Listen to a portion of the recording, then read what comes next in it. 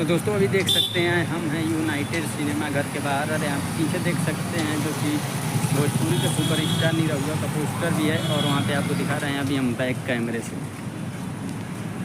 तो यहाँ पे देख सकते हैं हम यूनाइटेड सिनेमा घर के बाहर है, और यहाँ पे पोस्टर आपको दिख रहा होगा। तो अभी टाइम आपका हो रहा है, अभी टाइम हो चुका है 1:30 और 12 बजे का टाइम था। तो देख सकते हैं हम आए हुए हैं और शत्रुघ्न के साथ। गाइस तो यहाँ पे देख सकते हैं यूनाइटेड सिनेमा घर से हम बाहर जा रहे हैं, क्योंकि दोस्तों शत्रुघ्न की वजह से पूरा जो है आज टाइम हो चुका है ख़राब।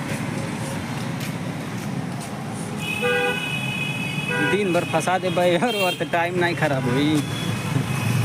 पूरा बता दे अब मार दे डिस्ट्राइक। ये देखिए गाइस यूनाइटेड सिनेमा घर के बाहर हैं, और ये रहा शत्रुघ्न जिसकी वजह से पूरा टाइम ख़राब। ठीक है दोस्तों, तभी हमको निराश होकर जाना पड़ रहा है, क्योंकि टाइम से अब तू हर कौन वीडियो बनाई है। अब निकारा बताइए।